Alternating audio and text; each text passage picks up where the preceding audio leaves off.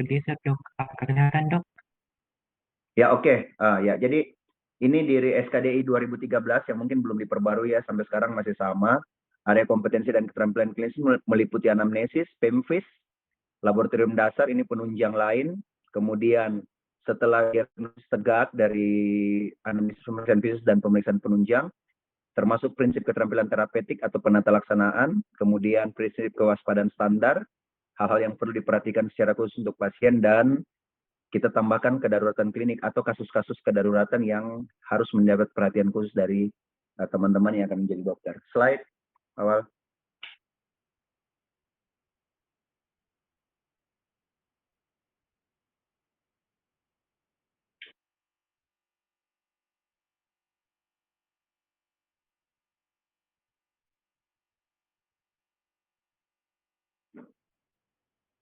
Ya, sebagai pendahuluan, keluhan-keluhan yang membuat pasien datang ke kita itu, atau kita istilahkan kalau di klinis nanti kalian kuastas ya, keluhan utama atau KU, itu lebih bermakna. Jadi sebelum kita mengarahkan anamnesis apa dan pemeriksaan apa yang kita akan arahkan ke pasien, keluhan utama pasien itu harus ditahu dulu. Jadi keluhan neurologis itu lebih bermakna sebagai informasi diagnosis pertama sebelum kita melakukan pemeriksaan. Jadi nanti pemeriksaan juga itu tidak asal-asal pemeriksaan apa yang akan kita bikin. Sesuai dengan keluhannya, maka pemeriksaan apa yang kita butuhkan. Jadi selalu perhatikan keluhan utama pasien dulu datang itu dan apa.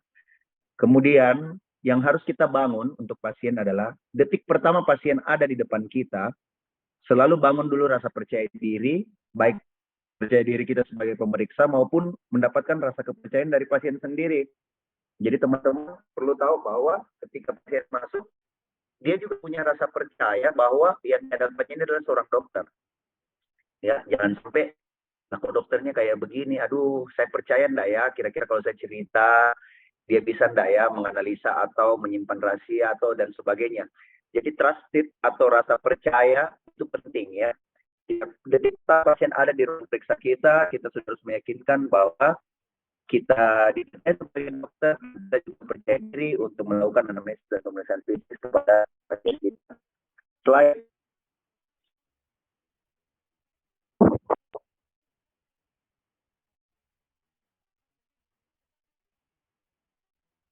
ya, ini learning outcome-nya seperti kita sudah sebut di atas tadi ya. Jadi setelah pembelajaran, kita harus sudah tahu analisis pemeriksaan fisik secara sistematis dan benar.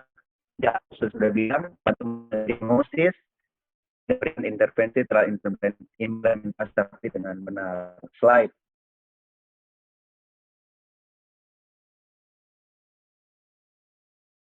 Ya, ini dibaca ya. Jadi teman-teman mungkin sudah baca tadi prinsip umumnya seperti apa, anamnesis seperti apa, pengaturan posisi pasien saat pemeriksaan fisik nanti mungkin akan ada di belakang seperti apa, lingkungan yang aman dan nyaman sehingga pasien juga percaya dan dia nyaman untuk memberikan informasi secepatnya. Kemudian kita menjelaskan atau mendemonstrasikan teknik-teknik pemeriksaan yang kita perlu dan analisis dan pendokumentasian hasil pemeriksaan. Slide awal. Ya, jadi yang sesuai ini ya, dua tadi ya, anamnesis, kemudian pemeriksaan fisik. Slide.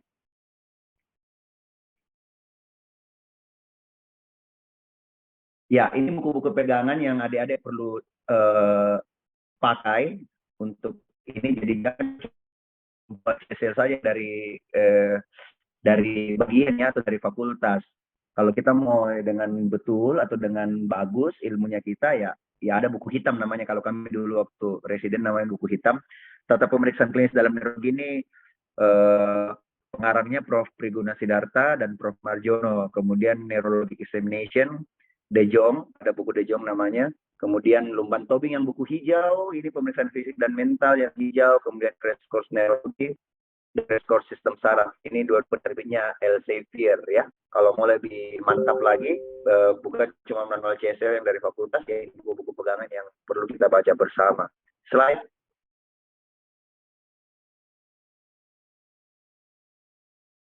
Ya, alat dan bahan pemeriksaan saya pikir sudah tahu ya.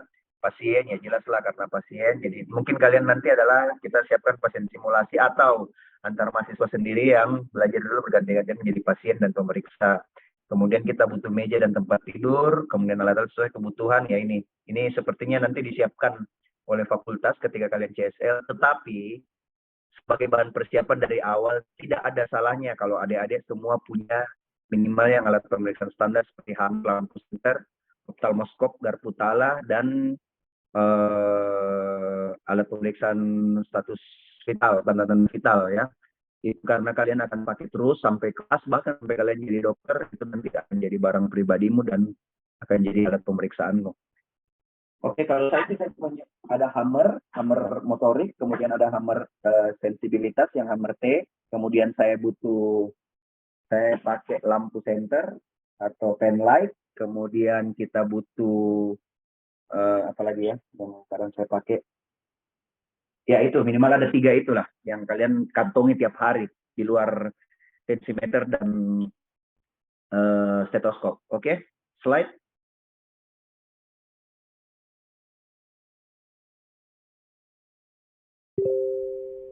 Nah, ini alat-alatnya. Yang kiri itu saya bilang hammer 2, yang warna agak ungu itu namanya hammer motorik. Kemudian hammer yang bentuk T itu kita lebih pakai untuk pemeriksaan sensorik. Ya, kalau kalian sudah punya nanti kita akan tunjukkan di ujung atasnya itu ada jarum, di bagian bawahnya itu ada seperti kuas. Jadi dua-dua dipakai untuk pemeriksaan rasa tajam dan rasa raba halus. Kemudian yang sebelah kanannya itu jarum pentul, tapi sekarang kita sudah jarang pakai ya karena resiko untuk melukai itu lebih besar kalau kita pakai untuk pemeriksaan sensibilitas. Kemudian di yang sebelah kanannya lagi garpu tala, ini namanya garpu tala. Selain dipakai di pemeriksaan THT, juga kita pakai untuk pemeriksaan sensasi getar. Yang di bagian bawah itu namanya oftalmoskop, kita pakai di pemeriksaan mata dan untuk melihat apa? Ya, pemeriksaan mata dan pemeriksaan neurologi juga untuk melihat saraf mata di bagian retina bagian dalam. Kemudian yang di paling ujung kanan bawah itu spatel untuk pemeriksaan nervus cranialis nanti. Ya, slide. Nah, anamnesis meliputi anamnesis umum dan khusus, kemudian pemeriksaan neurologi. Slide. Kita lihat apa itu umum dan khusus.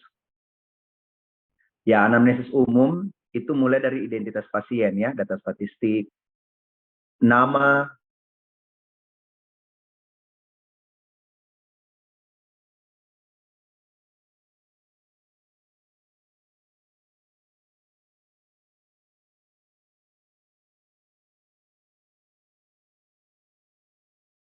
dan diri. Itu anamnesis umum, artinya di mana-mana pertanyaan yang sama, setiap pasien apapun ini pertanyaan yang umum. Kemudian lanjut slide. Anamnesis khusus misalnya pada kasus epilepsi, kita tanya serangannya mulai kapan, durasinya berapa lama, onsetnya berapa lama, dialami pertama kali di umur seberapa, itu contoh-contoh pemeriksaan khusus. Misalnya nyerinya terbatas sebelah mana, sifat nyerinya seperti apa, onset nyerinya seperti apa, terbataskah, terlokalisir, atau menjalar, nah itu contoh-contoh ya. Kemudian kalau nyeri kepala, ada riwayat, adakah gejala tambahan lain, misalnya mual muntah, kemudian dialami pada saat pagi hari saja kah, atau cuma malam, atau tidak menentu, atau malah sepanjang hari, ya, itu contoh-contoh anamnesis khusus ya. Slide. Ya, anamnesis, namanya anamnesis atau teknik wawancara itu adalah suatu seni. Tidak semua dokter itu menguasai teknik wawancara yang sama. Saya tidak bilang artinya bahwa dokter satu dan dokter lain beda-beda. Artinya teknik pendekatan itu tergantung kepribadian juga kita. Makanya dibilang anamnesis itu adalah seni. Orang yang begini pasti bertanyanya seperti apa, orang ini bertanya seperti apa. Intinya anamnesis dibuat atau anamnesis kita laksanakan untuk menggali informasi sebanyak-banyaknya yang berkaitan nanti dengan penyakitnya pasien, dengan diagnosisnya. Kemudian ada sendiri ketika kita mewawancara pasien, kita menemukan informasi banyak-banyaknya sehingga diagnosis itu kita bisa arahkan bahwa ini punya kemana. Kemudian dari gejala, tanda yang kita dapatkan disesuaikan dengan anamnesis tadi, itu ada rasa kepuasan sendiri. Kemudian ya sarannya anamnesis adalah untuk menentukan diagnosa kemungkinannya apa dulu, itu yang diagnosis atau diagnosis tempat. Kemudian perlu pemeriksaan selanjutnya, kita pakai apa pemeriksaan selanjutnya, kita akan arahkan, dan pemeriksaan penunjang apa yang akan kita rencanakan.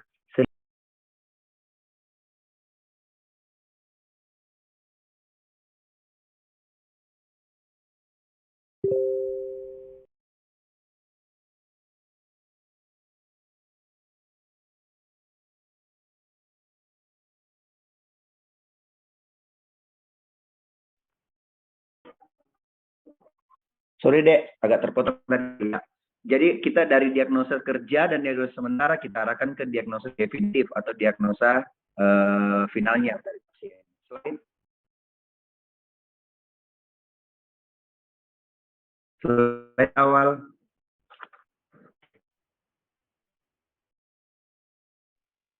Slide awal.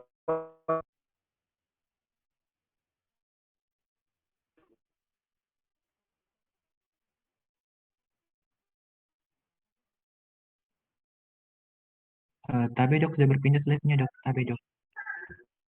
Dari Indonesia saya belum lihat ini. Sorry. Di screen saya belum ini.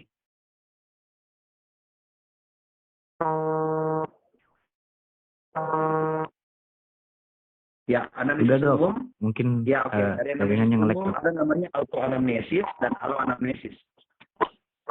Tunggu, sebentar deh, tunggu.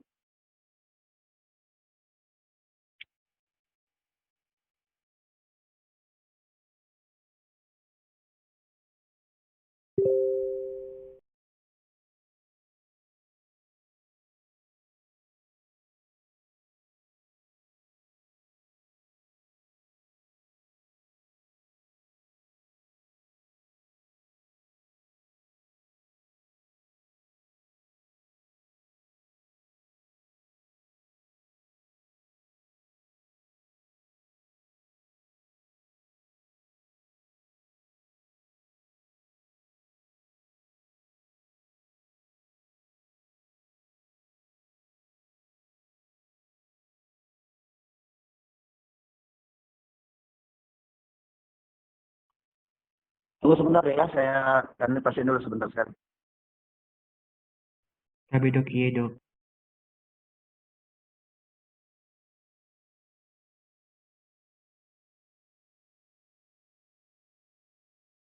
Pemeriksaan fisik yang terlalu banyak, bahkan pemeriksaan tidak dibutuhkan sama sekali. Ketika berhasil menanyakan dengan betul, kita dengan tanda klinis yang kita jumpai, diagnosis tetanus itu bisa benar 100% hanya dari hasil wawancara.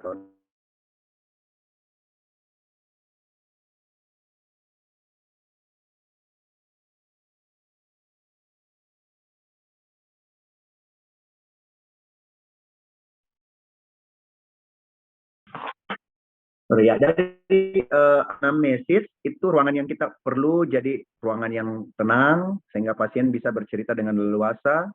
Ingat untuk tetap menjunjung namanya kerahasiaan. Ingat untuk tetap menunjung perlu suasana yang tenang, kemudian suasana yang pasien leluasa untuk menceritakan segala sesuatunya, tetapi kerahasiaannya tetap terjamin. Ingat bahwa rekam medik pasien itu dilindungi undang-undang, sifatnya rahasia. Kemudian kita menjelaskan ke pasien atau bertanya dengan bahasa yang mudah dimengerti, sedapat mungkin menghindari bahasa-bahasa medis atau yang tidak lazim digunakan. Kemudian tetap menjunjung keramahan, kemudian kemudian dokter juga harus punya rasa sabar karena mendengarkan pasien itu membutuhkan kadang waktu, apalagi kalau memang pasien yang kita jumpai itu dalam istilahnya dia senang untuk bercerita. Jadi kita harus pintar-pintar kapan meng-cut, informasi yang kita butuhkan seberapa, yang informasi tidak kita butuhkan kita cut. Ya, seperti itu. Slide berikut awal.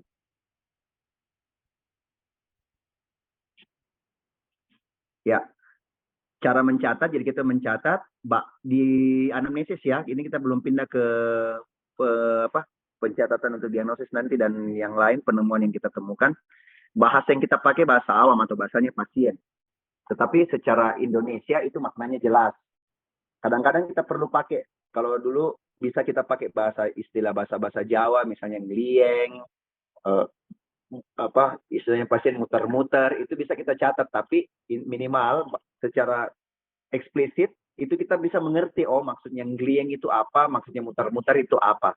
Ya. Kemudian kronologis artinya berjalan sesuai dengan urutan waktu. Jangan putar balik, karena nanti kita sendiri yang bingung. Ini yang mana duluan, kemudian mana rentetan peristiwanya seperti apa. Slide.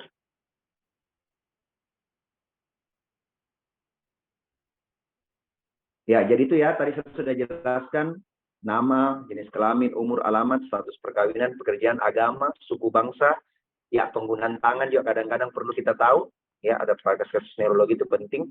Keluhan utama, apa yang dia buat ketemu sama dokter, biasanya keluhan ini sudah tidak bisa dia tahan sudah berapa lama, sampai akhirnya dia memutuskan untuk ketemu dokter. Kemudian, beri kesempatan untuk pasien mengemukakan keluhan utamanya secara gamblang, jangan salah dulu. Dan keluhan utama biasanya didapatkan dari kalimat pertama yang pasien bilang, Pak, kenapa datang ke sini Pak? Aduh, sakit sekali kepalaku. Nah, itu sudah menjadi keluhan utama, nyeri kepala. Misalnya seperti itu. Slide. Ya, jadi ini yang perlu ya. Jadi ini catatan dulu untuk kalian. Perlu dicatat waktunya kapan, sifatnya, hebatnya, lokalisasi, hubungannya dan waktu. Keluhan penyerta yang memperat meringankan ini biasanya pada kasus-kasus nyeri. Pada akhir wawancara, perlu diingat adakah faktor-faktor psikologis yang mempengaruhi keluhannya pasien. Baik penyebab langsung ke keluhannya atau penyebab di belakang yang mendasari sehingga keluhan itu muncul. Ya, oke, slide. Nah, ini kalian tinggal baca lagi ya, PQRST itu nanti provocated, qualified, yang saya mau lihat, yang saya mau jelaskan yang di saja itu PQRST. P itu provokatif, atau apa yang memprovokasi muncul, Q itu kualitas nyerinya, R itu radiated, menjalar atau tidak, S itu severe, yang memperberat seperti apa, dan T itu adalah time. Jadi waktu munculnya seperti apa. Ini nanti kalian akan memperdalam ketika kalian nanti koas, PQRST. Slide. Ya, ini untuk neurologi, ada enggak gangguan lainnya? Ya, ini tinggal kita baca nanti ya. Slide. Ya, ini tinggal kita baca, jadi lihat riwayat penyakit kedahulu. Ada penyakit-penyakit yang memang berhubungan dengan genetik atau familial, ya itu langsung kita arahkan, tembak ke arah sana. Kemudian riwayat penyakit yang memang diturunkan langsung, contohnya kayak penyakit hemofilia, penyakit buta warna, itu kan memang langsung diturunkan, perlu untuk kita membuat pedigree atau diagram silsilah. Slide. Riwayat sosial, ya ini mempengaruhi karena ingat, ada banyak penyakit yang berhubungan dengan kondisi lingkungan atau kondisi keluarga atau orang-orang yang dijumpai dalam kehidupan sehari-harinya. Kemudian kebiasaan-kebiasaan, baik yang kebiasaan buruk maupun kebiasaan yang sifatnya biasa. Contohnya kebiasaan buruk kayak merokok, minum alkohol, atau dia memakan makanan yang tidak seimbang gizinya, yaitu mempengaruhi juga penyakitnya. Slide. Ya, anamnesis tadi saya sudah jelaskan ya tentang epilepsi, nyeri kepala, dan nyeri. Slide. Ya, ini contohnya yang tadi saya sudah lihat, serangannya diawali dengan aura kah, bagaimana mulainya, lamanya. Kenapa dibilang alo? Alo anamnesis maksudnya, karena pasien dalam keadaan epilepsi, dia tidak akan tahu bagaimana mulainya, berapa lama ya, orang epilepsi tidak sadar. Jadi ini ditanyai pasti ke orang-orang sekitar yang melihat. Nah, kemudian sudah serangan, apakah pasien sadar atau tertidur, sikap pasien, dia mengerti atau apa yang terjadi, ya itu semua perlu ditanyakan. Slide.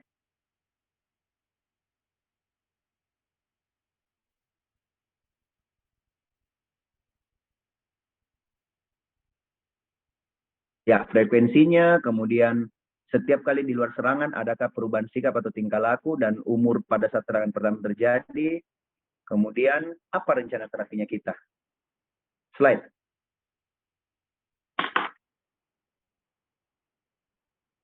Ya, ini semua nanti ditanyakan ya, riwayat ibu waktu mengandung, kemudian perkembangan motoriknya, waktu kecil dia sering kena kejang demam atau tidak, itu kan contohnya ya. Ini berhubungan dengan epilepsi. Slide. Nah, ini nyeri kepala, contoh-contohnya. Saya pikir nanti kalian tinggal baca saja ini, ya. Karena ini contoh pertanyaan yang akan kita tanyakan ke pasien. Slide. Slide. Kita skip saja ya, yang begini. Kita skip saja. Slide lagi kita skip. Ini tinggal kalian baca nanti. Kemudian slide.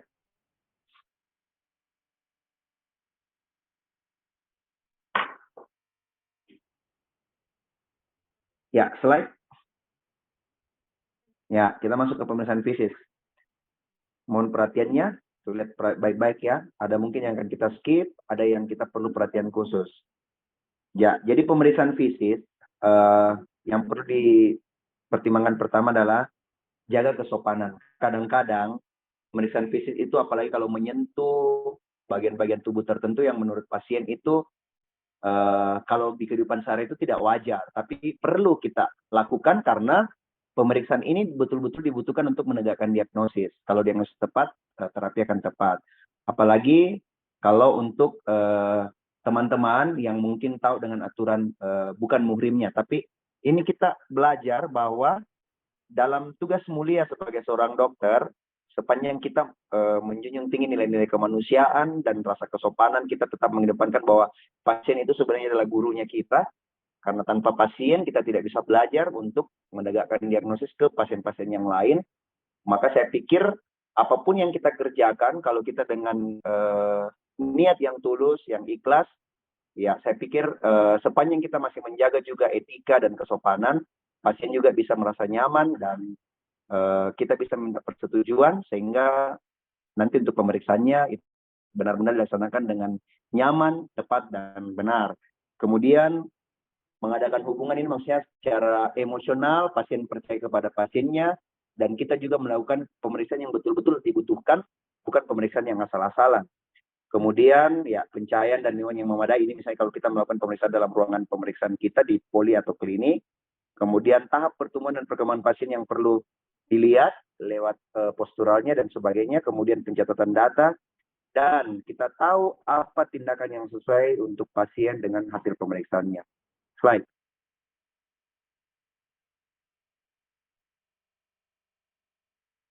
Pasien bisa dalam duduk atau pasien bisa baring, itu tergantung apa yang akan kita periksa. Kemudian, ingat bahwa kita membuka bagian tubuh yang diperiksa, kemudian menutup bagian lain yang memang tidak perlu untuk kita periksa. Sistematis artinya kerjakan misalnya ada yang pemeriksaan membutuhkan dari atas ke bawah, dari kepala ke ujung kaki, atau sistematisnya dari kanan ke kiri secara bergantian. Itu namanya sistematis. Tidak serampangan. Setelah periksa kaki, naik ke kepala, kemudian pindah lagi ke tangan, tapi sudah tahu apa urutannya atau sistematisnya. Kemudian bandingkan satu bagian tubuh dan bagian tubuh lain, misalnya kanan dan kiri, lengan kanan, lengan kiri, seperti apa, ada perbedaan atau sama. Kemudian menjelaskan secara sederhana apa yang akan dan telah kita periksa kepada pasien. Kemudian jangan lupa untuk dicatat apa-apa yang kita temukan, baik itu hasil yang normal maupun yang tidak normal kepada pasien. Slide awal.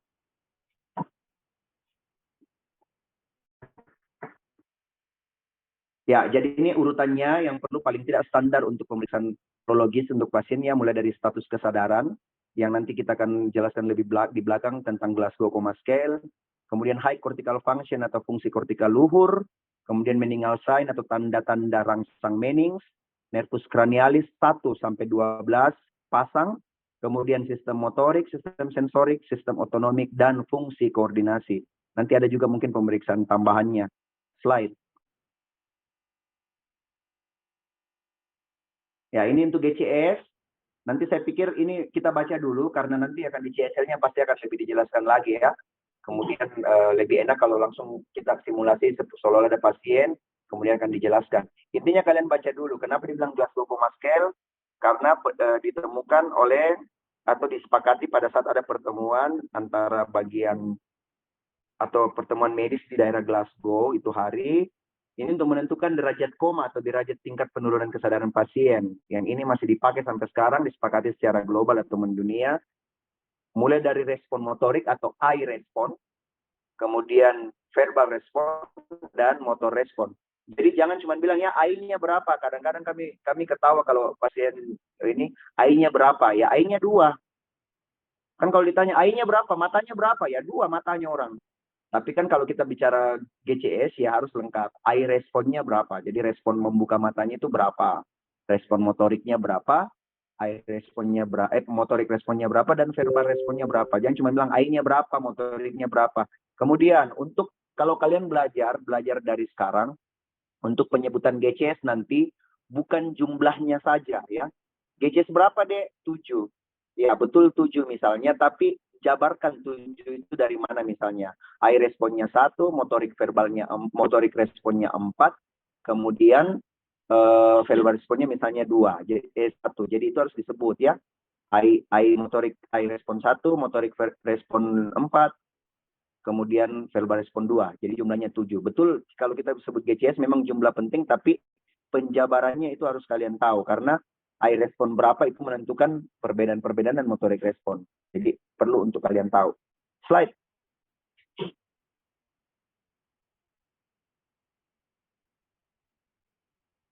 Ya, ini interpretasinya nanti kita akan jelaskan lebih bagus lagi. GCS yang full itu 15 namanya kompos mentis. Dan GCS tidak pernah bernilai 0 ya, karena respon itu tidak pernah dinilai dengan 0. Nilai paling rendah adalah 1 tiap penjabarannya, makanya GCS itu paling rendah 3. Tidak pernah kita sebut tipis 0. Oke? Kemudian slide. Ya, ini tanda-tanda meningeal. Nanti kita akan belajar sendiri apa itu kaku kuduk, Kernik sign, Brodzinski ada 1 sampai 4. Ya, slide. Tinggal kalian baca saya dulu ya. Karena kalau sekedar dibaca kalau kita mau jelaskan itu tidak bagus kalau tidak langsung kita cobakan ke pasien. Jadi minimal kalian tahu dulu secara teori kaku kuduk itu melakukannya seperti apa pada daerah telentang, kemudian rotasi. Ya itu nanti akan kita jelaskan lagi lebih lanjut di CSL. Karena ini hanya kuliah pengantar, minimal kalian tahu-tahu pemeriksaan tanda-tanda Mannings itu seperti apa. Ini yang kita akan lakukan. Slide. Ya, ini nanti kalian baca dulu dan mungkin bisa dilihat di video yang mungkin sudah dibagi. Akan lebih jelas kalau kita nanti bikin di CSL. Karena ada istilah kan, ala bisa karena biasa. Kalau kalian cuma melihat, cuma menonton, beda rasanya kalau kita lakukan sendiri dan lihat secara langsung. Oh, seperti nanti pemeriksaannya. Kemudian melakukan, sehingga nanti kalian akan semakin terampil secara skill. Slide awal.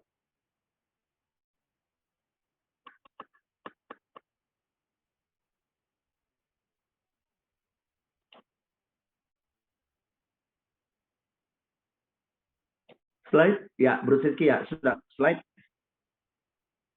Ini sudah dengan pemeriksaannya. Ya, ini fungsi kortikal, high cortical function. Hal yang membedakan kita dengan hewan itu adalah terletak pada fungsi kortikal luhurnya kita, ya. Di mana hewan tidak punya fungsi kortikal luhur. Jadi dia meliputi nama lainnya higher nerve function, kemudian neurologi behavior atau perilaku, kemudian neurofisiologi yang dipanggil neurofisiologi secara klinis. Slide.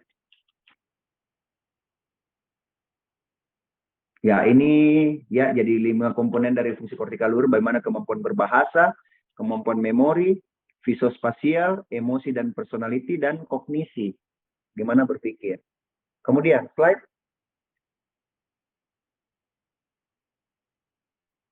Ya, ini secara teori ya. Slide.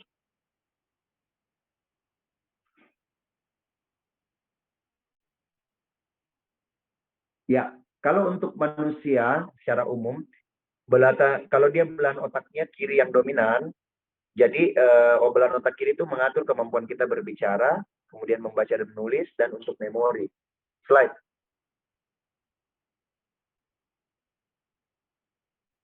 Ya, slide ini secara teori saja, kita tinggal baca.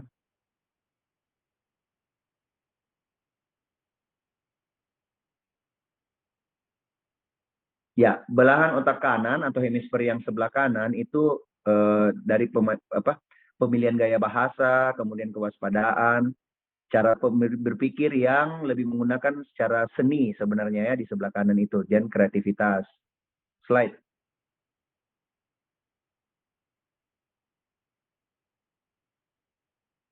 Ya, fungsi luhur mulai dari tingkat kesadaran, reaksi emosi, fungsi intelektual, proses berpikir, psikomotor, psikosensorik, fungsi bicara dan bahasa.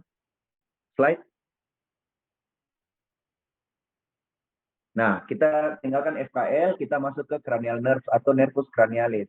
Nervus cranialis itu disusun berdasarkan urutan angka Romawi ya, berdasarkan tempat atau keluarnya dari batang otak atau dari korteks cerebri. Jadi urutannya mulai dari daerah kranial sampai ke kaudal, itu urutannya. Bukan berarti yang mana lebih tinggi, tapi ini berdasarkan urutan saja keluarnya dari hemisfer cerebri atau dari batang otak secara langsung. Diberi nomor urut sesuai angka Romawi dengan nama-nama yang harus kalian hafal. Jadi nanti kita misalnya kalau respon langsung kita tahu nervus 10 apa namanya, nervus 12 apa namanya, itu harus kalian hafal. Dan ini semua berpasangan ya, nervus ini berpasangan kanan dan kiri. Nanti kalau ada waktu saya akan sekalian menjelaskan di CSL fungsi-fungsi selain fungsinya dari nervus cranialis, dia juga mengandung serabut apa saja. Ada yang murni hanya sensorik, ada yang murni hanya motorik, ada yang gabungan sensorik motorik, ada yang gabungan sensorik, motorik, dan otonom. Itu perlu kita tahu nanti ya. Oke, nanti itu penjabarannya nanti ketika kita CSL. Slide. Ya, ini kalian baca olfaktorius itu seperti apa pemeriksaannya. Kemudian lanjut.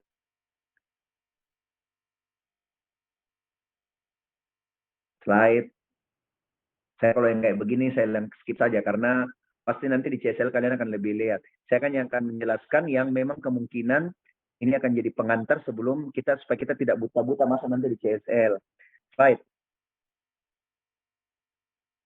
Slide. Ini nanti juga di mata kalian tetap akan dapat. Slide. Slide. Nah, ini nanti ya sambil dibaca kalian lihat ya. Jadi nanti tidak seperti nanti akan kita bikin ketika CSL. Slide.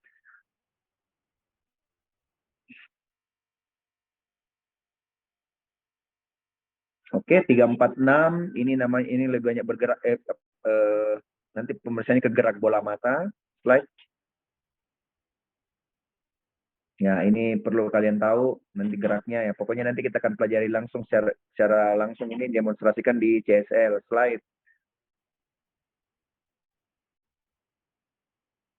Oke, slide.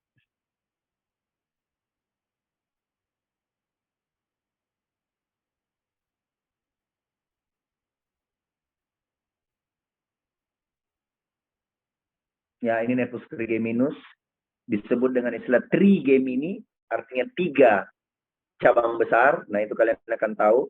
Yang paling atas namanya nervus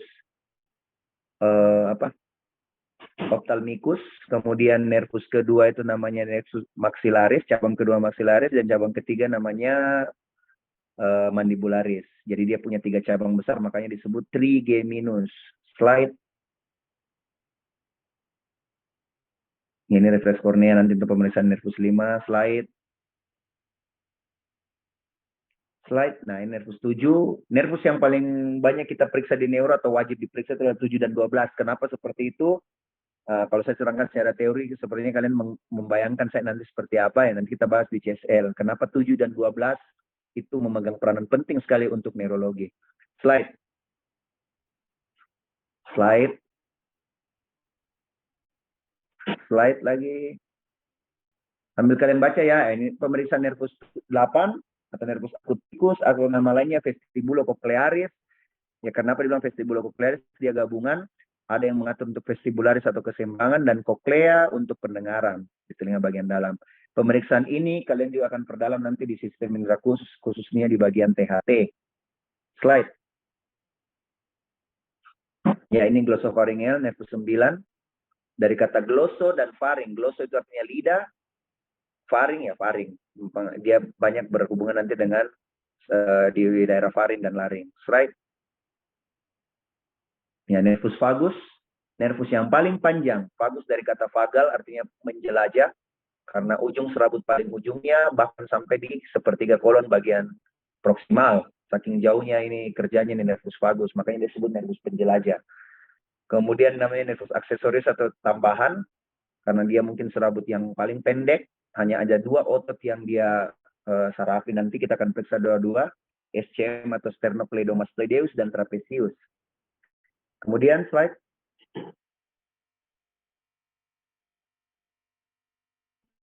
Slide. Ya, hipoglossus dari kata hipo di bawah dan glossus atau lidah. Jadi saraf ini berjalan di bawah lidah. Nanti pemeriksaan seperti apa kita akan lihat lagi di CSL. Lanjut. Ya, sistem motorik, ini yang kita akan periksa nanti. Di manual CSL juga sebenarnya sudah ada, saya harap sudah dibagi semuanya. Awal sudah dibagi ya, buku manual CSL atau belum? Tapi dok, untuk penuntun anamnesis dok belum dok. Oh, Lagi belum ya? dikonfirmasi sama dokter dok. Aduh. Oh ya, nanti kalau kalian biasanya mahasiswa itu akan pegang satu-satu, termasuk kita juga dosen nanti akan dibagikan manual CSL, mungkin akan dekat-dekat CSL baru kalian dibagikan. Minimal ini pengantarnya dan isi dari manual CSL itu tidak jauh beda dengan yang kita jelaskan pagi ini. Slide. Ya, itu nanti bentuk otot apa semua, tonus otot ya, slide. Ya, ini nanti hasil pemeriksaannya ya, seperti apa. Penilaiannya ada yang hipertoni atau namanya spastik, hipotoni atau flaksit, normal, ada yang seperti rigid, ada juga pisolipat, beroda bergigi, itu nanti kita jelaskan semua pada saat CSL. Slide. Ya, kekuatan otot ini, ya, jadi satu tadi yang perlu kalian hafal ketika di klinis nanti adalah yang itu sudah dihafal mati, yang spontan ketika kalian ditanya. Kalau untuk neuro itu yang pertama adalah GCS. Ketika ada melaporkan pasien dan kesadaran menurun, kita biasanya dokter tidak suka kalau ditanya GCS, kalian jawabnya tidak spontan, artinya kalian tidak hafal. GCS itu sudah langsung ya, GCS berapa dek masuk? GCS 8 dok, AI-nya berapa? Ya, langsung dijabarkan. Yang harus dihafal juga adalah, salah satunya adalah kekuatan otot. Ketika kalian melaporkan dok, pasien masuk dan hemiparese. Oke, kekuatan otot kanannya berapa? 3 dan 5 dok. Sorry, 3 dan 4 misalnya. Kita sudah langsung tahu, oh 3 itu apa? 4 itu apa, 1 itu apa, 0 itu apa, 2 itu apa, itu sudah harus dihafal mati ya. Hafal mati karena kalian akan pakai sampai kau jadi dokter yang kekuatan otot tetap akan kalian laporkan. Ya, jadi dari sekarang belajar memang untuk menghafal. Menghafal dan mengerti ya kekuatan otot seperti apa. Slide. Ya, oke, ini observasi ketika kita melihat pasien masuk. Kemudian lanjut slide. Ya, apa itu semua tremor, korea, tetosis, balisme, nanti kita akan jelaskan seperti apa. Slide. Ya, sistem refleks. Nah, ini refleks yang kita pelajari. Ada namanya refleks tendon, refleks pemukaan, kemudian refleks fisiologis ya, yang kita temui refleks fisiologis artinya ditemukan pada semua orang normal. Kemudian refleks patologis yang harusnya tidak ditemukan pada orang normal, tetapi pada penyakit tertentu dia muncul. Itu namanya refleks patologis. Slide.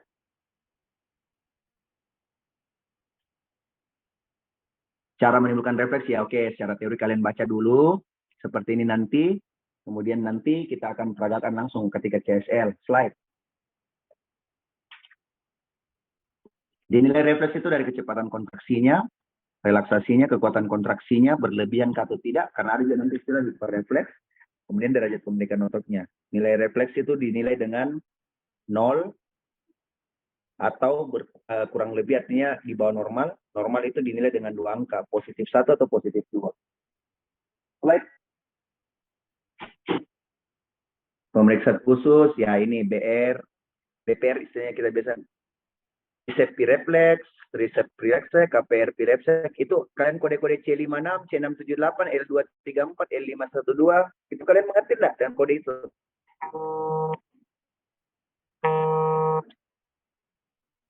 Kalian mengerti nggak dengan kode-kode itu? Awal mengerti nggak dengan kode C56, C678, L234, L5S12? Itu mengerti nggak kode itu apa? Tapi dok, vertebra dok. Ya, apa Pak Ilal? Tapi dok, vertebra.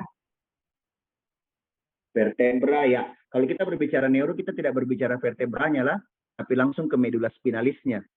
Jadi itu menandakan C itu kode servikal, L itu kode lumbal, S itu kode sakral. Artinya akarnya, akar refleksnya, lengkung refleksnya untuk BR misalnya, itu terletak pada daerah medula spinalis, regio cervical 5 dan 6. Ya, seperti itu contohnya ya. Untuk triceps, dia berada di regio cervical 6, 7, 8. Untuk lutut atau knie, dari kata KPR itu knie pireflex bahasa Belanda, itu dia berada dalam medula spinalis, lumbal 2, 3, dan 4 segmentalnya. Kemudian APR atau Achilles P reflex itu berada di tumbal 5, sakral 1 dan sakral 2. Kemudian ada refleks permukaan. Ini nanti kalau sempat kita akan coba pada berapa, tapi tidak akan saya kasih lihat semua.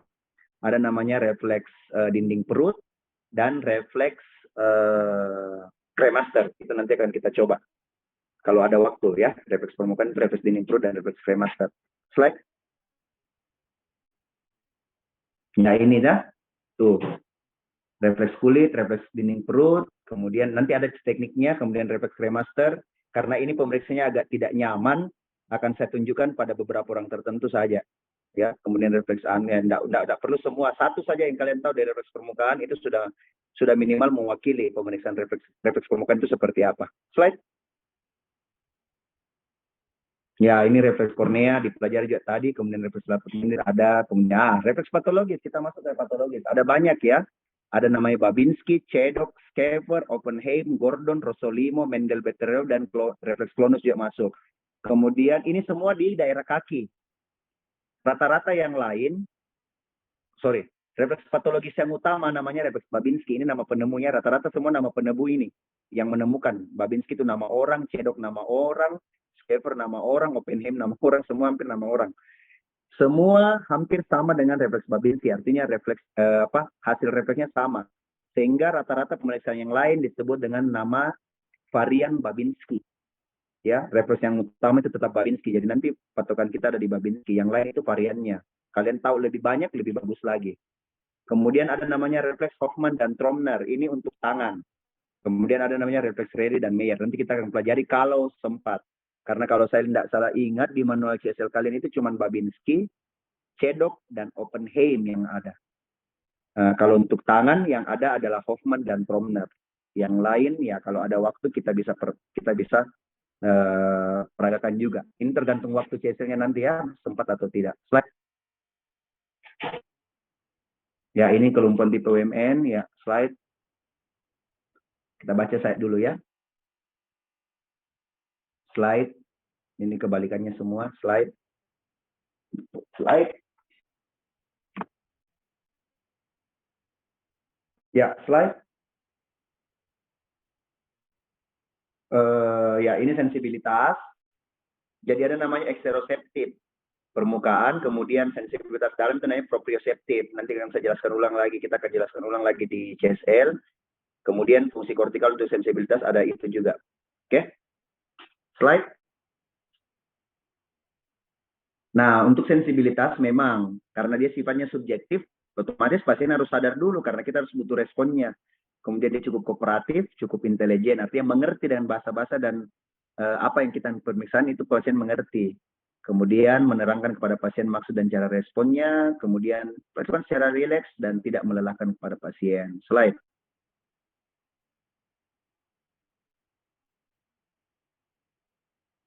Ya, ini tinggal baca, nah. Pokoknya ini yang mendapat titik perhatian. Nanti lihat, kalau ada kelainan sensibilitas, kita curiganya kemana, teliti baik-baik. Bandingkan, kemudian sistematis menyeluruh. Bandingkan riwayat penyakit. Misalnya, pasien-pasien dengan diabetes mellitus, itu pemeriksaan sensibilitasnya pasti akan beda. Pasien-pasien dengan riwayat trauma, sensibilitasnya pasti akan beda. Jadi perlu kita tahu riwayat penyakitnya. Lakukan secara random atau acak, secara pun sistematis, tapi randomnya maksudnya tidak di situ-situ saja. Karena apa? Karena kalau subjektif begini, pasien menghafal. Oh, habis tangan kananku, tangan kiriku daerah sini. Oh, berarti saya bisa kira-kira habis ini pasien mau apa. Makanya perlu kita random. Random dalam artian menghilangkan subjektivitasnya pasien. Supaya pasien tidak kesannya, oh dia hafal apa yang akan kita mau bikin setelah ini. Kemudian sekali-sekali periksa topognosisnya. Slide. Ya, ini pemeriksaan secara khusus. Kalau dengan kapas, kemudian jarum pentul, tapi kalau nanti kita coba, kalau kita sudah punya hammer yang sensibilitas, itu kapas kita bisa ganti dengan kuas, jarum kita bisa ganti dengan pentul kita bisa ganti dengan jarum yang ada di kepala dari hammernya itu. Kemudian sensibilitas dalam, sikap getar dan nyeri dalam, itu nanti kita pelajari di CSL. Slide. Ya, ini nanti seperti apa, kita akan latih lagi di CSL. Slide.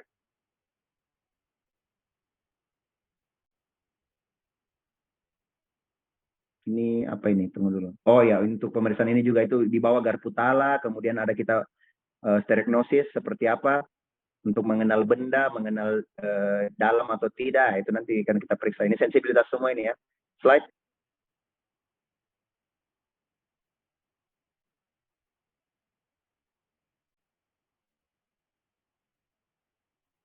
Slide tuan. Ya, ini apa namanya ini? Ini namanya topografinya dari istilahnya dermatom ya.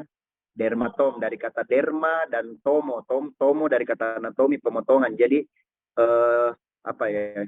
Seperti pemetaan area sensibilitas pada permukaan kulit sesuai dengan area medula spinalis yang kena. Jadi ini kode-kode C, T itu C itu cervical, T itu torakal, L itu lumbal, dan S itu sacrum. Nah, dari depan dari belakang. Ini penting-penting kalian tahu beberapa titik yang penting karena menentukan lesi medula spinalis itu harus tahu tentang dermatom karena untuk menentukan lesinya pada tingkat apa, dermatom yang menentukan. Oh, kita periksa misalnya foto, kita mau foto nih pasien. Kita foto apa ini? Karena kalau kita foto satu tulang belakang itu kan panjang. Tapi dengan pemeriksaan ini kita bisa lebih memfokuskan. Oh, dermatom ini yang terganggu, berarti medula spinalis setinggi ini yang saya minta. Berarti fotonya sampai setingkat ini. Itu nanti ada anunya, nanti kita ajar sendiri kalau waktunya cukup. Ini namanya dermatom ya. Dari kata derma artinya kulit, tom artinya pemotongan atau pemetaan. Jadi pemetaan area sensibilitas pada regio kulit. Oke. Slide. Ya, koordinasi itu nanti kita lihat ada pemeriksaan yang berdiri maupun yang pemeriksaan dalam keadaan duduk. Ada dismetri, diadokinesis, dan tremor itu kita akan lihat. Slide. Ini contohnya nanti tes tunjuk hidung, tes jari hidung, pronasi suminasi bergantian, tumit lutut. Nah, itu nanti akan kita coba di CSL. Slide. Ya, sudah di ujung kah? Atau masih ada slide lain awal? Atau cuma ini yang dikasih, Dek? Slide dok. Satu dok, tapi dok. Masih ada slide lain?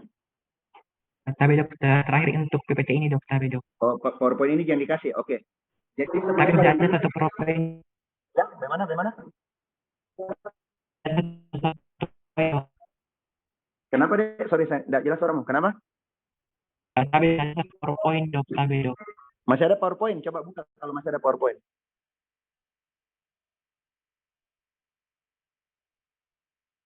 Kalau masih ada PowerPoint yang lain, coba kau screen juga lagi. Masuk di screen.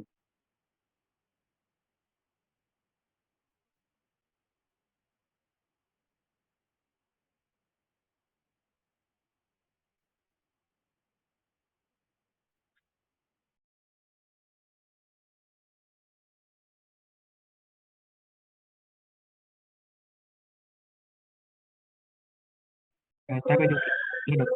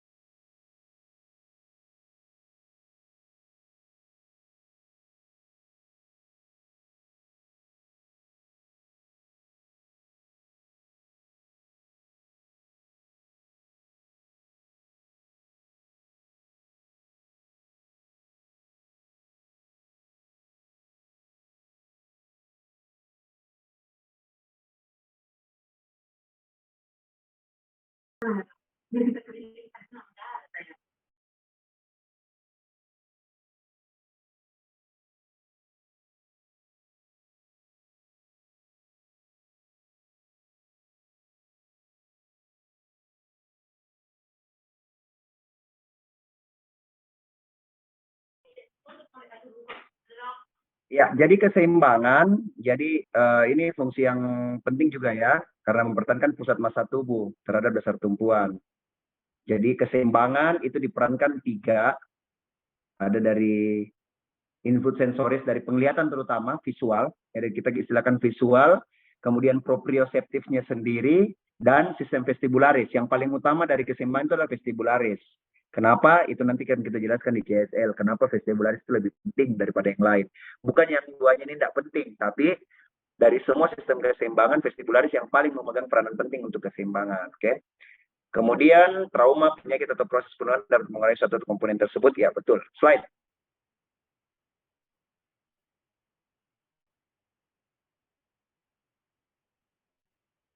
Ya, slide. Berapa slide ini totalnya, Wal? Sampai dok 30 slide. Ada berapa?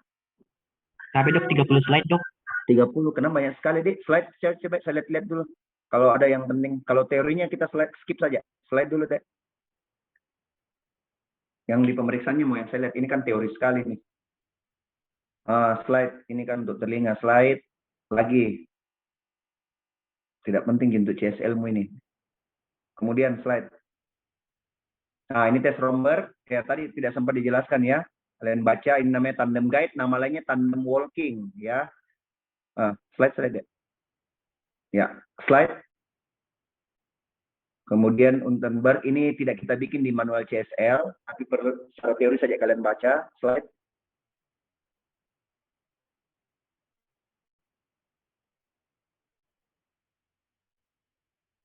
Stepping, ini namanya melangkah, kita lihat ada tidak pergeseran dari jalur lurusnya.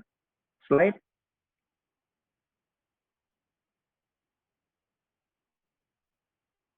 Nah, post pointing, ya oke. Slide ini kita tidak bikin, tapi ada nanti gantinya namanya tes tunjuk hidung ya. Kemudian slide.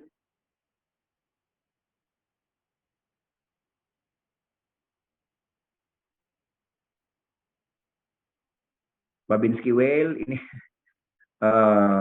tunggu dulu. Ini kayaknya kok slide yang dikasih kok ini. Slide residen ini. Pemeriksaan, siapa yang kasih nih, Wal? Sampai dok dokter bagus dok.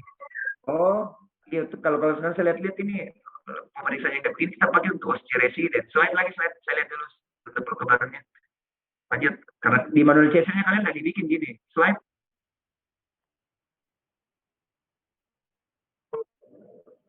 Nah, ini juga yang kalian bikin cuman tes kalori nanti yang ada. Slide.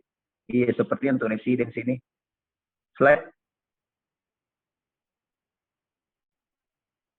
Nah, iya, kalian tidak bikin ini. Tidak ada di manual CSL. Slide. Ini ada di pemeriksaan nervus 8, tapi nanti diterangkan saya tidak dibikin. Slide. Slide lagi deh. Nah, ini kan ada nanti di nervus 8 ini ya. Kita bikin nanti ini. Slide lagi. Slide lagi. Ya, slide ini untuk nervus 8 nanti ya. Slide. Nah, ini di THT. Nah, slide lagi deh. Kayaknya memang bukan untuk kalian ini, manual CSL. Slide lagi. Saya selesai saja, Dik. Siapa tahu ada yang terlewatkan. Slide keberapa ini awal? Yang ini?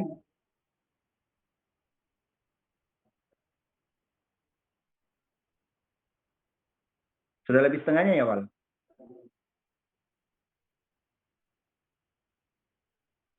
Sampai dok iya dok. Ke belakang lagi, Dek. Slide lagi, Dek.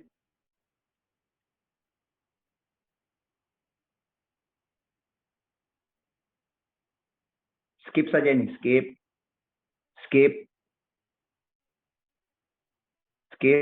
Nanti kalau kamu jadi residen, baru kau belajar ini. Skip.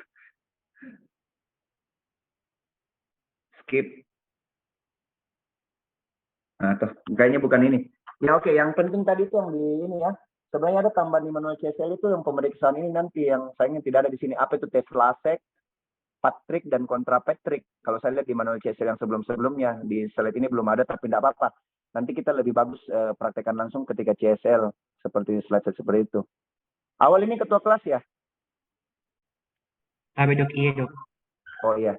Nanti kau minta nomorku di ini nah, di Kak Bagus, terus nanti save supaya kalau ada infonya juga untuk mahasiswa atau apa info tambahan misalnya ada slide lagi atau video yang akan saya kirimkan lewat ketua kelas saja nanti kalian yang nanti kamu yang sebar ke temanmu kalau misalnya ada tambahan nanti deh.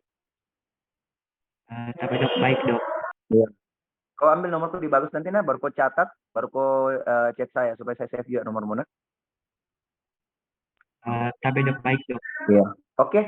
Teman-teman mahasiswa yang lain, ada yang mau ditanya enggak? Atau ada pengantar yang mungkin terlewatkan dari saya? Atau ada yang belum dimengerti sebelum kita nanti terjadwal untuk masuk di CSL?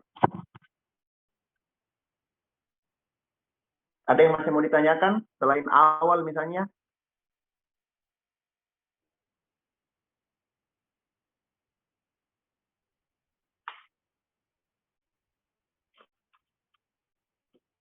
Tambah jelas atau tambah bingung ini? Saya kurang tahu ini.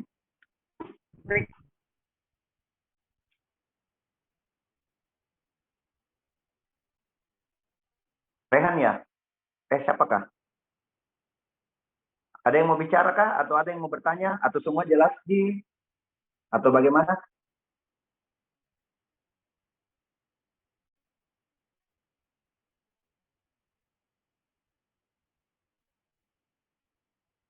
Kalau tidak ada yang bicara, artinya saya anggap penjelasan singkat ini sudah sampai ya. Tujuannya nanti CSL seperti apa, anamnesis dan pemeriksaan fisiknya itu saya anggap sudah sampai ke teman-teman.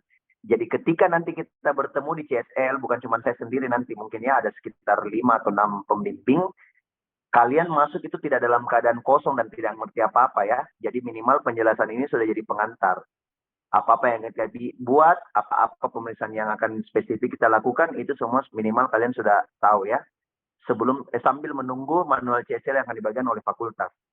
Seperti itu ya. Seperti itu mungkin awalnya, kamu yang wakil temanmu ini, karena aku ketua kelas. Tapi dok, baik dok.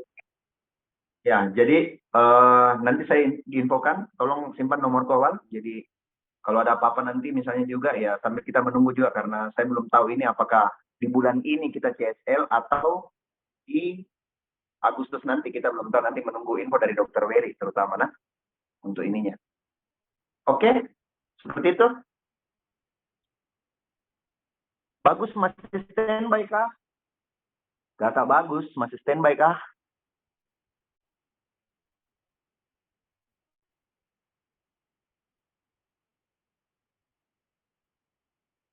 Kalau tidak ada nih jadwalku, saya pikir cukup nih karena memang pengantar tidak terlalu banyak yang kita akan jelaskan. Mungkin saya bisa pamit nih nanti live dari grup. Terima kasih untuk perhatiannya adik-adik mahasiswa. Kita masih akan ketemu lagi karena ini cuma kuliah pengantar. Kita masih akan ketemu di CSL berikut. Siapapun yang nanti ketemu dan saya, ya tetap kita akan sama-sama belajar lagi dengan keterampilan klinis yang saya berharap adik-adik lebih memperhatikan nanti ya, karena tidak banyak, sehingga nanti pun bukan cuma pas ujian saja. Keterampilan klinis yang kalian pakai ini akan kalian pakai baik nanti di koas maupun ketika kalian nanti sudah jadi dokter yang sesungguhnya. Jadi tolong perhatiannya mulai dari kuliah pengantar ini, CSL, ujian, dan seterusnya. Keterampilan klinis kalian tentang neurologi, saya berharap nanti lebih bagus lagi. Demikian yang bisa saya sampaikan pada siang hari ini. Terima kasih untuk perhatian adik-adik sekalian. Lebih dan kurangnya saya mohon dimaafkan. Terima kasih. Assalamualaikum warahmatullahi wabarakatuh dan selamat siang. Waalaikumsalam. Terima Terima kasih banyak dokter. Waalaikumsalam warahmatullahi wabarakatuh. Tapi dok masih banyak dok.